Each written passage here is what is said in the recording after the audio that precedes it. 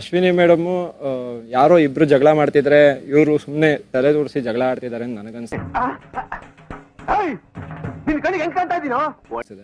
ಆಮೇಲೆ ಏನಾದ್ರೂ ಒಬ್ರು ಮಾತಾಡ್ಬೇಕಾದ್ರೆ ಅಂದ್ರೆ ಏನಾದ್ರೂ ಒಂದು ಹೇಳಿದಾಗ ನಿಮ್ಗೆ ಆ ಥರ ಅಂಡರ್ಸ್ಟ್ಯಾಂಡ್ ಆಗುತ್ತೋ ಇಲ್ಲೋ, ಅವ್ರು ಹೇಳೋ ರೀತಿ ಅಂತೂ ನಾವಲ್ಲಿ ಕೇಳ್ಬೇಕಂದ್ರೆ ಅವ್ರು ಹೇಳೋ ರೀತಿ ಅಂತೂ ಆ ಥರ ನಮ್ಗೆ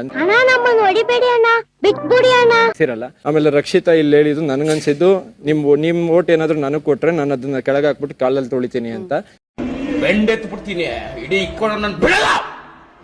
ಆಮೇಲೆ ನೀವು ಆರ್ಟಿಸ್ಟ್ ಅಂತ ಗೊತ್ತು, ಇದು ಸೀರಿಯಲ್ ಅಲ್ಲಿ ಆಕ್ಟ್ ಮಾಡಕ್ಕೆ, ಇಲ್ಲಿ ಬಂದು ನೀವು ಆಕ್ಟ್ ಮಾಡಬೇಡಿ ಅಂತ ಹೇಳಿದ್ದು ನನಗೆ.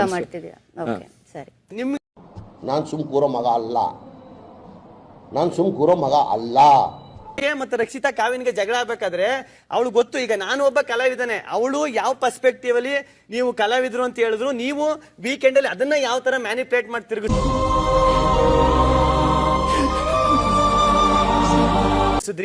ತಿರ್ಗಾ ಅವಳು ಕಾಲ್ ತೋರ್ಸದ್ ಬಂದು ನಿಮ್ಮ ಓಟು ನೀವೇನಾರು ನನಗೆ ಓಟ್ ಹಾಕೋರು ಅದನ್ನ ಕಾಲಲ್ಲಿ ಬ್ರೇಕ್ ಮಾಡ್ತೀನಿ ಅಂತ. ಆದ್ರೆ ನಿಜ ಅಂತ ನಾವು ಹೇಳಕ್ಕೂ ಆಗಲ್ಲ, ಅದ್ ನಾವು ಕರೆಕ್ಟ್ ಆಗಿ ತಿಳ್ಕೊಂಡು ನಾವು ಮಾತಾಡಿದ್ರೆ ಒಳ್ಳೇದು ಅನ್ಸುತ್ತೆ ನಮ್ಮ ಪ್ರಕಾರ ಅಷ್ಟೇ. ನೀವೇನಂದ್ರೆ ಗೊತ್ತಾ, ಕಲಾವಿದ್ರಿಗೆ ಕಾಲ್ ತೋರಿಸ್ತಾ ಇದೆಯಾ, ಕಲಾವಿದ್ರಿಗೆ ಕಾಲು ತೋರಿಸ್ತಾ ಇದೆ ಅಂತ ಚೇಂಜ್ ಮಾಡಿದ್ರಿ, ಇಲ್ಲೇ ಗೊತ್ತಾಗ್ಬಿಡ್ತದಲ್ಲ ಮೇಡಮ್.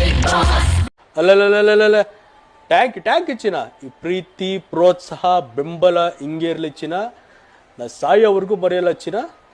ಥ್ಯಾಂಕ್ ಯು ಚಿನ್ನ, ಥ್ಯಾಂಕ್ ಯು ಬಲೆ ಬಲೆ ಬಲೆ.